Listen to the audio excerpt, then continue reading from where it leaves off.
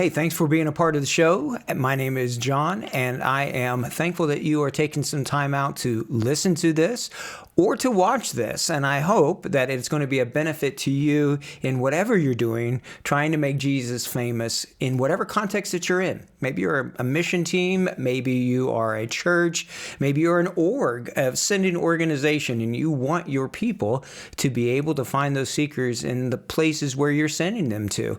Well, that's what we want as well. We want people to have the opportunity to know about Jesus. We want to leverage technology and media to be able to identify and engage those seekers and to be able to have a conversation with them that can lead to, hopefully, offline, face-to-face discipleship and evangelism. And so in whatever kind of context you find yourself in, I'm thankful that you've decided to spend some time with me and our Kavanaugh Media team today. We're going to walk through an issue that it just showed itself. I knew it was coming, and maybe you have been getting some notifications about it as well. But I want to share with you today about a change that is taking place in Facebook and Instagram when it comes to ads there to your audiences and into your targeting options that you have as well. And there's one other change that Facebook is doing. I'm going to introduce it today, and then we're going to dive into it even more in the next episode next week, Lord willing. And that comes to the actual objectives on your Facebook and Instagram ads are changing. As it is with social media, it just seems like that it is constantly changing, that rules are changing, and certain countries are saying, well, this is legal or this isn't legal. We want to follow the rules. We want to follow the terms of service and the community standards. We're not trying to be dishonest. We are wanting to respect people's privacy. And we want, though, to leverage these tools to give people the opportunity to know that good news and to know about Jesus, to leverage every possible way so that those who the Holy Spirit is calling and working in will be able to be connected to someone who can help them. So when it comes to the targeting options, that's what I want to be sharing with you today. It is very possible that you have received an email from Facebook itself. And in this email, they have said, we're changing targeting. In fact, there's laws that are trying to be passed here in the United States that are in Congress right now that are trying to do this. There are different countries that are trying to do this, to take away different targeting options that have been available. Now, this isn't new.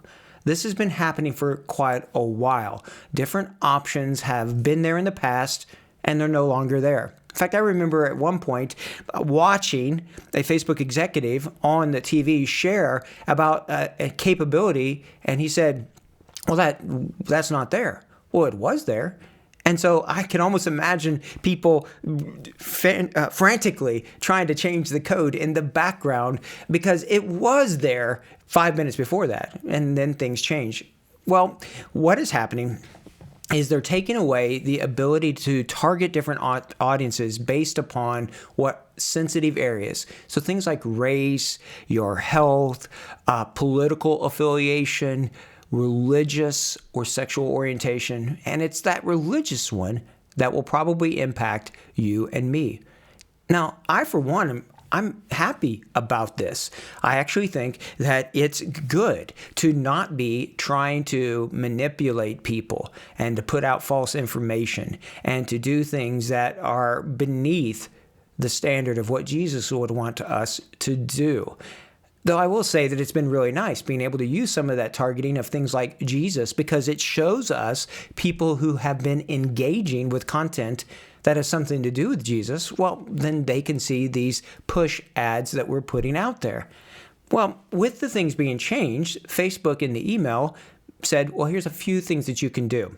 And they said that after March 17th, any campaigns that you're doing, if they're active, are going to be paused. And if you're using certain segments or certain things using that, are going to be removed. So you have not quite 2 months, a little less than 2 months, depending upon when you are listening to this or watching this show, to make some changes, and you need to do it right away.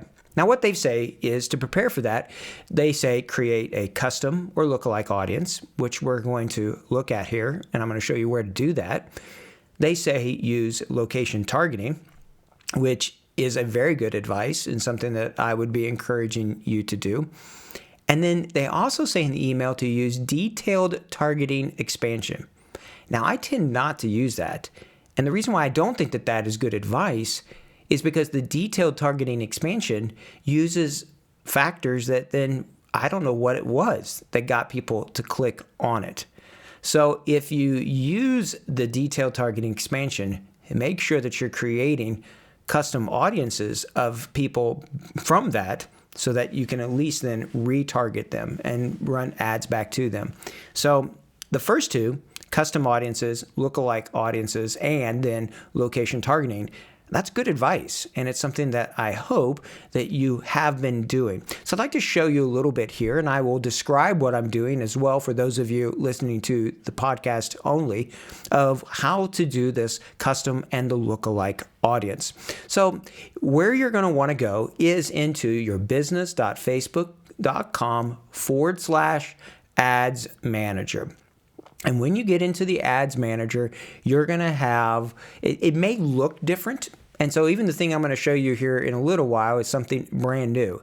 It may not be on your account. But in the ads manager, you're going to click on a thing that is 3 bars. And these 3 bars gives you the options of different types of things that you can do. So I click on that, and now here's the ads manager, your business settings, ad account settings, your ads reporting, your account quality. This is what you need to be going to, checking out, seeing how your ad accounts and your pixel, how everything is working. But there's also one right there that's called audiences. And so click on those 3 lines. It's called the hamburger menu. And click on it and then go to audiences. And when you're in the audience area, then you're going to have a screen that says, reach the people who matter to you. And this is where custom audience, lookalike audiences, saved audiences, and special ad audiences can show up. A custom audience is an audience that you have created based upon certain criteria, and you can include or exclude people. Once you've done this, then it brings together data that allows you to build then a lookalike audience. So in essence, you're saying to Facebook, everybody who has done this one thing, maybe they've messaged your page, or they've clicked on a link, or done something, watched a video, I want you to find me a lot of other people like them, and based upon the same criteria, the same type of data. So it's using something that is known to discover people that are unknown in your ads. Now, remember, this doesn't tell you who they are. It is still anonymous, but you're creating audiences based upon behavior that shows intent. So what I would encourage you to do is to click on the blue button that says Create Custom Audience. Once you've done that, then it gives you the ability to choose what is the source of this custom audience. And I'm not going to go through all of these. In fact, I'm just going to talk you through these here. But each of these, I would encourage you to be clicking on them yourself. So click on the blue Create Custom Audience button, and then you're going to notice it says things like website, app activity, catalog, customer lists, offline activity, Facebook sources like your videos, lead forms, instant experiences, shopping, your Instagram account, events, your Facebook page, and on Facebook listings. Now, if you're running a normal evangelistic type of Facebook page and website, then some of these you won't use at all, and some of them are going to be very important to you. Things like your website are very important. This is why I would encourage you to make sure that you have the Facebook Pixel installed on your website so that it can see this. Even if some people are opting out of third-person data, so in other words, they have clicked that they don't want Facebook to be able to know that they've gone to your website, there's still a lot of people that haven't. There's a lot of phones that aren't doing that. And so I would encourage you to be doing it, because also I just have the feeling that Facebook's going to figure this thing out in a way where it respects people's privacy. But the Pixel doesn't record unless you have it installed on your site. When you click website as your source, now you can pick certain pages. You can pick it based upon time on site. There's a lot of options that you can do. So definitely check out website, and you can have multiple custom audiences. So use several of these to build out different ones. You can combine them and have more than one in your ad when you're creating it. Website is one that I use all the time. And by the way, if you don't have a website, if that's not a part of your digital engagement strategy, I would really encourage you to get one, because you own your website. And Facebook, Instagram, Google, all of these others, well, it's kind of like rental property. We don't own it. We can't make a lot of changes. And though they're good, there's limitations that come with all of them. So make sure you have a website that's working well for your evangelistic and discipleship types of efforts. So check out website. If you had an email list, that's what a customer list would be. If you had a CRM that was putting information back in, you could use offline activity, but I don't know anybody that is. I do know that there are people that have lists, so your customer lists. Or if you've been using a chat bot, there's ways to pull out information from that and pump that back in there. If you have some sort of app that you've been using, great. But if not, don't worry about it. Same thing with Catalog. I don't think I have any teams that are using that. But it's these down here, Facebook sources, that are some that I want to make sure that you're using as well. So besides your website and maybe an email list, if you're using videos in your ads, you can base the amount of time, the percentage that people have watched a video to be a part of your Facebook source. So you could say people who have watched 50% of any of these videos, and you pick which videos in your ads, you can create a custom audience from them. This is why I like longer videos than just 10 to 15 seconds, because it doesn't show us intent. When you have a video that's maybe 1 minute long, then if a person has watched for 30 seconds or 45 seconds, you can really tell that they're very interested.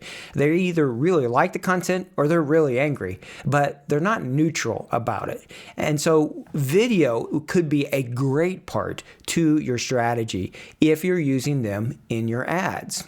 A lead form is a little bit more advanced, but these are great, and you can build them out for people that have filled out the lead form or people that have started but didn't submit even their lead form. So that's something that would be good for you to be looking into. An instant experience is something that we're starting to use more and more. Think of it basically as a landing page, like from your website, but it's happening on Facebook. It takes over the whole screen, and you can put links, other videos. You can embed an instant experience in an instant experience, and it's not blocked from the pixel blocking. So all of this is happening on Facebook. So it's a really powerful tool. And if you haven't used them yet, I would really encourage you to do that. Now, shopping, you're probably not going to use.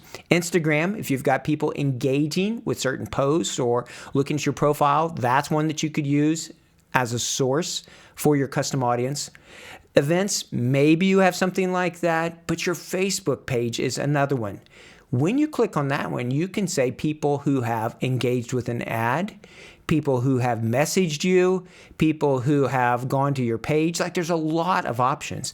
So anyone who has messaged you from an ad or messaging your page could be and should be a custom audience.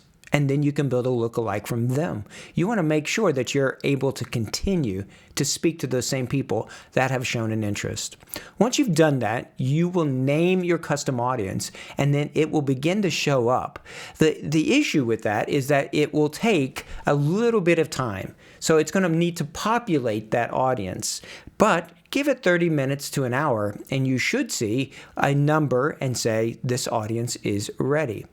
When you have your custom audience done, then you can create a lookalike audience. And when you click on the lookalike audience button, it's going to ask you for what custom audience do you want to base this off of. So you would pick one of those custom audiences. You're going to pick a time frame for it, and you're going to pick a country.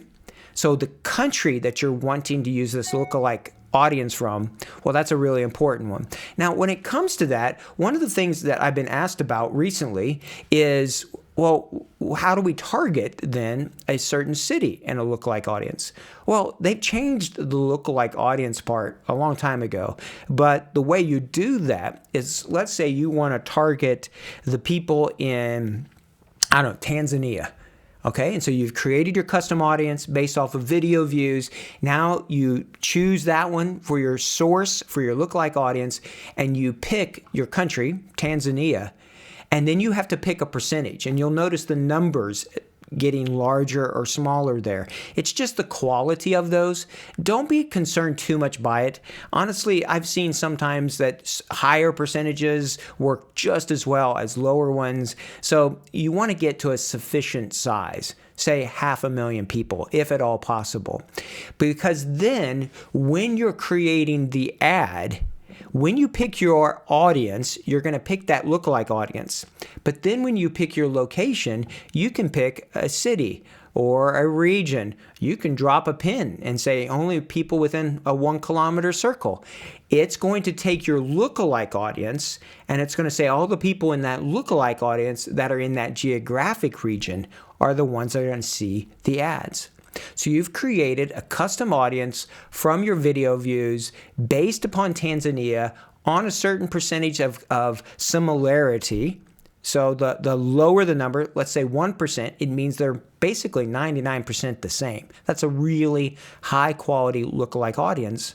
And then when you create the ad, that's where you would use that lookalike audience and select the city or region or drop a pin, and it will take just a selection of that lookalike audience for it. I would really encourage you to create custom audiences. Make sure you have the pixel installed on your site and then be creating lookalike audiences as well. This is how you can get over some of these issues that are happening in the targeting changing.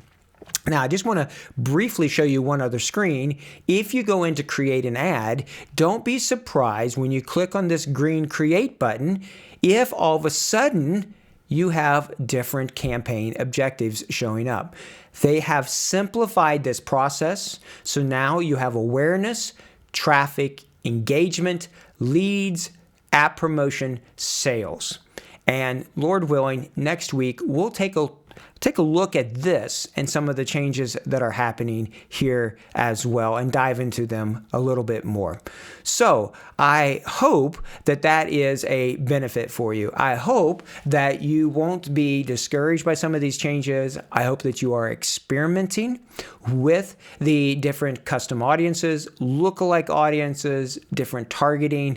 I have been for the last 2 months doing all sorts of testing to see how this is going to impact my campaigns around the world. And by the most part, it's not. It's really not that big of a deal. So we're helping people with their privacy. We just need to adjust, to pivot, keep iterating, keep testing, and keep trying new things.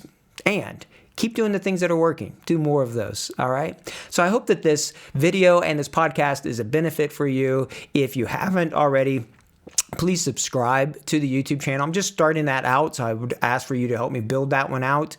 If you have not subscribed to the podcast, please do that as well. If you think there are other people that need to hear about this stuff, will you share it with them? I would really appreciate it. I'm so thankful for you all. May God bless your efforts this week as you try your best to make Jesus famous. Until next time, take care and God bless. Bye for now.